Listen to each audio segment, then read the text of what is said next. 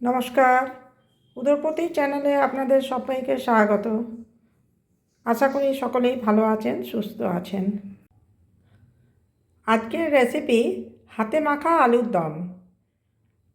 এই আলুদমে আলু কিন্তু সেদ্ধ করব না, একসাথেই সমস্ত কিছু মেখে আমরা বানাবো। এটি কিভাবে বানাচ্ছি আপনারা দেখতে থাকুন। এর অপূর্ব টেস্ট আপনাদের অবশ্যই ভালো লাগবে। এই হাতে মাখা আলুর দম বানাতে যতটা সহজ, খেতেও কিন্তু ততটাই ভালো হয়। আপনারা বানিয়ে দেখবেন। আমি এবার শুরু করি। এই আলুর দম বানানোর জন্যে আমাদের লাগছে, আমি এখানে 1 কিলো আলু নিয়েছি। খোসাকে ছাড়িয়ে পরিষ্কার করে জলে ধুয়ে নিয়েছি, কারণ এখন তো নতুন আলু, খুব বালি থাকে, মাটি থাকে। পরিষ্কার করে জলে ধুয়ে আমি 2 টুকরো করে কেটে নিয়েছি। আর খুব বড় যদি হয় তাহলে 4 টুকরো। আচ্ছা, এখানে আমি 4টে খুব বড় সাইজের পাকা টমেটো নিয়েছি। আর এখানের মধ্যে নিয়েছি কতগুলো কাজু নিয়েছি, 8-10টা। আচ্ছা, আদা খুব ঝিরি করে লম্বা লম্বা করে কুচিয়ে নিয়েছি একটু। গোটা 4 কাঁচা লঙ্কা নিয়েছি। আর আদা মানে 1 ইঞ্চি আদাকে টুকরো করে নিয়েছি। এটা থেতো করে আদা, কাঁচা লঙ্কা আর ধনে পাতা এগুলোকে কিন্তু আমি থেতো করব হামালদিস্তায় বা মিক্সিতে হালকাভাবে, মানে যাতে মিহি না হয়ে যায় সেরকম অবস্থায় থাকবে পেশাটা। আচ্ছা, এখানে একটু জয়িত্রী নিয়েছি, 2টো শুকনো লঙ্কা, 2টো এলাচ, গোটা 4 লবঙ্গ আর 8-10টার মতো নিয়েছি গোটা গোলমরিচ।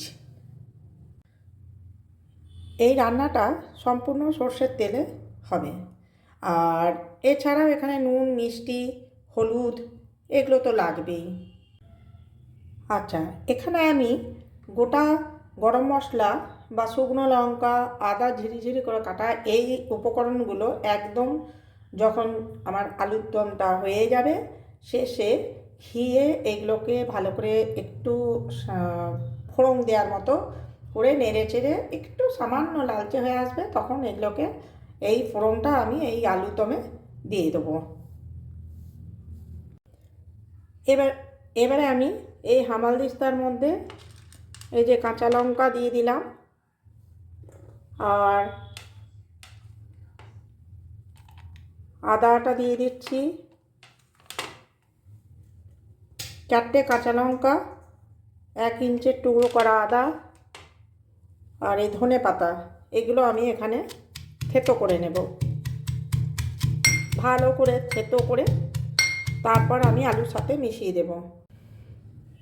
এর মধ্যে আমি এই কাজুগুলো দিয়ে দিলাম, কাজুগুলো এখানে আমি টুকরো করে নেব।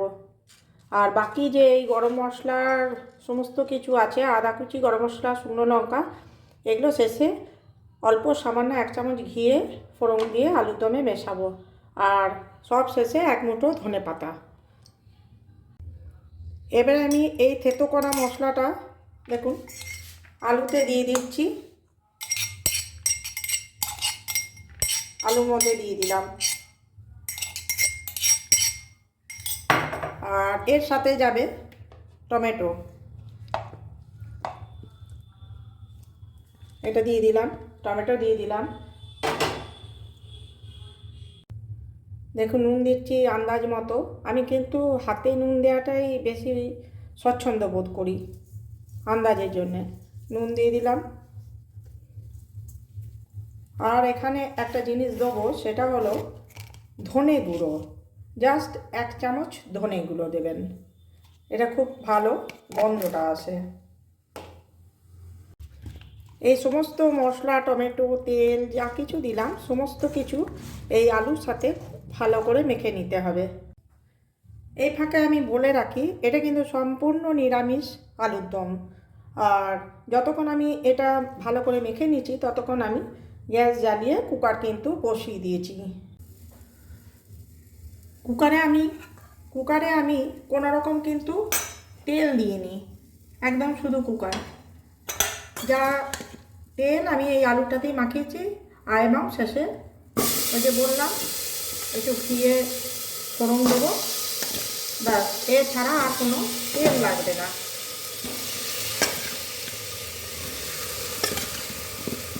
এইভাবে সমস্ত মাখাটা আমি কুকারে দিয়ে দেবো।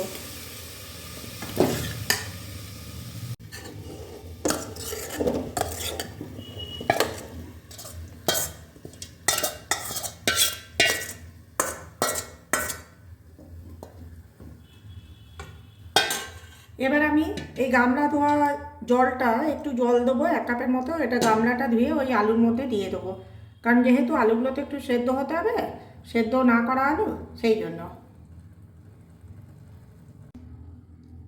এই যে গামলা ধোয়া জলটা আমি এই আলুতে দিয়ে দিচ্ছি। এবার 2-3টে সিটি দেব, তারপরে আবার আসছি। আমি এবার কুকারের ঢাকা বন্ধ করে দিলাম, 3টে সিটি পড়া অপেক্ষা করব, তারপর আবার ঢাকা খুলে দেখব সেদ্ধ হয়েছে কিনা।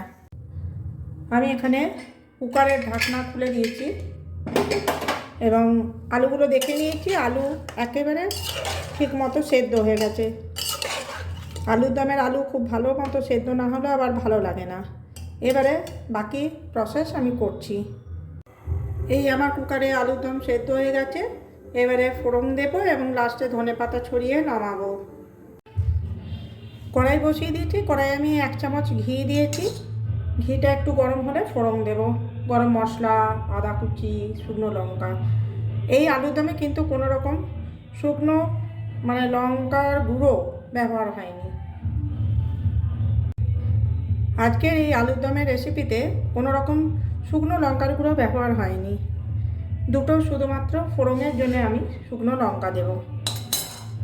এই যে 2টো লঙ্কা দিলাম, 1 চামচ ঘি দিয়েছি কড়াইয়ে, ঘি গরম হয়ে গেছে। আচ্ছা, এতে আমি গরম মশলাগুলো দিয়ে দিচ্ছি আর আদা কুচো সমস্ত কিছু দিয়ে দিলাম। এগুলো একটু নাড়াচাড়া করে নেব,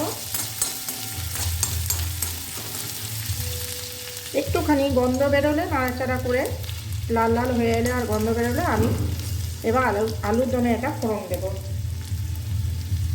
এটা আপনারা একবার বানিয়ে দেখবেন, সত্যি খুব ভালো হয় খেতে, অথচ খুব সহজে, বেশি উপকরণ নয়, সম্পূর্ণ নিরামিষ একটি রান্না।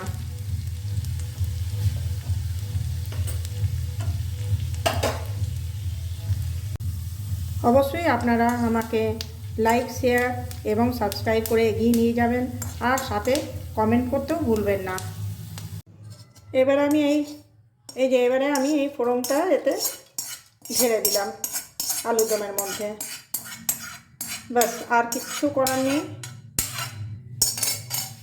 এবারে ওপর থেকে কুচনো ধনেপাতা দিয়ে দিলাম, তাহলেই হয়ে গেল আমাদের আজকের হাতে মাখা আলুর দমের রেসিপি। আশা করি আপনাদের সকলেরই ভালো লাগবে।